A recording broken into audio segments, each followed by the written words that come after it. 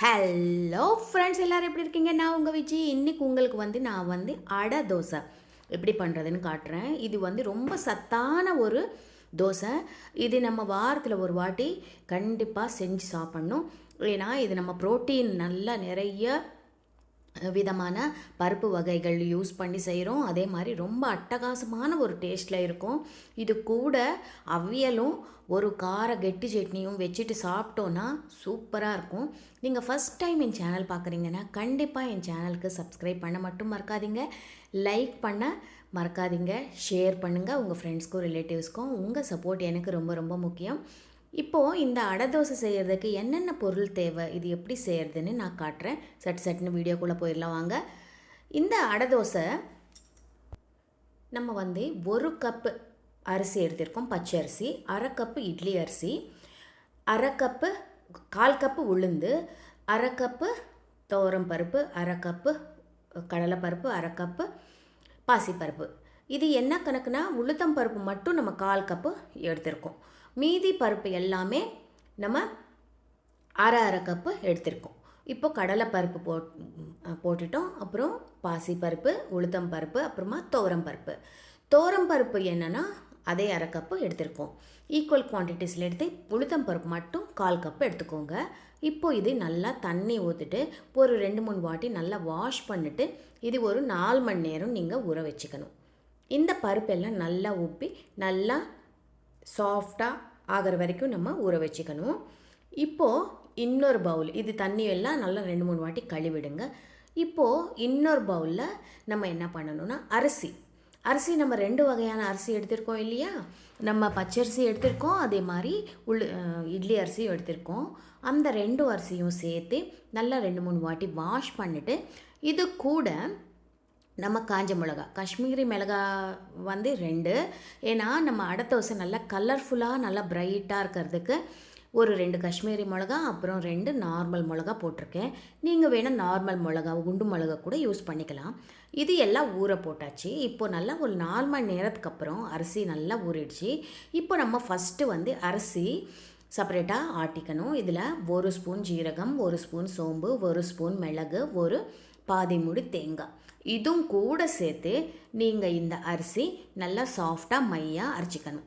அரிசி மட்டும் நல்லா சாஃப்டாக அரைச்சிக்கணும். பாருங்கள், இந்த மாதிரி தண்ணி ஊற்றிட்டு இந்த மாதிரி கலர் பார்த்திங்களா, செம்மையாக வந்திருக்கு. இப்போ நம்ம என்ன பண்ணணும்னா பருப்பு எல்லாம் ஊற வச்சுருக்கோம் இல்லையா, அது இதில் போட்டு இது மட்டும் கொஞ்சம் குறையாக ஆட்டிக்கணும். இது ரொம்ப மையாக ஆட்ட வேணாம், கொஞ்சம் குறையாக ஆட்டினா தான் நல்லாயிருக்கும். அதே மாதிரி ரொம்ப பருப்பெல்லாம் தெரிய வேணாம், ஒரு மாதிரி ரொம்ப கொஞ்சம் ரவை மாதிரி நம்ம ஆட்டிக்கிட்டோன்னா சூப்பராக இருக்கும். இப்போ இந்த பருப்பும் போட்டு நல்லா ஒரு வாட்டி மிக்சியில் ஆட்டிக்கலாம். இப்போ பார்த்திங்கன்னா மாவு கன்சிஸ்டன்சி இப்படி இருக்குது. நம்ம இந்த மாவு ஒரு பவுலில் கொட்டிக்கலாம். இந்த பவுலில் நம்ம மாவெல்லாம் போட்டுட்டு நம்ம மிக்சியும் கழுவிட்டு ஒரு அரை கப் தண்ணி, மிக்சி எல்லாம் கழுவிட்டு அந்த அரை கப் தண்ணியும் இதில் ஊற்றிடலாம். அப்போது நீங்கள் கன்சிஸ்டன்சி பார்த்துக்கோங்க, தோசை ஊற்றுற பதத்துக்கு நம்ம மாவு இருக்கணும். இப்போ நான் ஒரு அரை கப் தண்ணியும் இதில் ஊற்றிட்டேன். இப்போது மாவு நம்மளுக்கு ரெடி ஆயிடுச்சு. ஆனால் இந்த மாவில் நம்ம தாளிப்பு சேர்க்கணும். அந்த தாளிப்புக்காக நம்ம என்ன பண்ணுறோன்னா ஒரு ஸ்பூன் எண்ணெய் எடுத்துகிட்டு இதில் கடுகு, ஜீரகம், கருவேப்பிலை போட்டுட்டு நல்லா வெடித்ததுக்கப்புறம் இந்த மாவில் இது போட்டுருங்க. பெருங்காயத்தூளும் போட்டுக்கோங்க. இது மாவில் போட்டு நல்லா மிக்ஸ் பண்ணிக்கோங்க. ருசிக்கு ஏற்ப உப்பு போட்டுக்கோங்க. போட்டதுக்கப்புறம் இது 2-3 வாட்டி நல்லா இந்த மாதிரி தண்ணியும் நம்ம போட்ட இதுவும் எல்லாம் மிக்ஸ் ஆகிற மாதிரி நல்லா மிக்ஸ் பண்ணிக்கோங்க. இந்த அடை அந்த ஃப்ளேவரே ரொம்ப அட்டகாசமாக இருக்குங்க. அதே மாதிரி இது மொறுமொறுன்னு இருக்கும். இந்த தோசை குழந்தைங்களுக்கு ரொம்ப ரொம்ப பிடிக்கும்.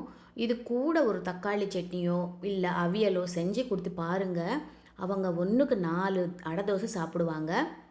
அதே மாதிரி இது ரொம்ப ஸ்டமக் ஃபில்லிங்காக இருக்கும்.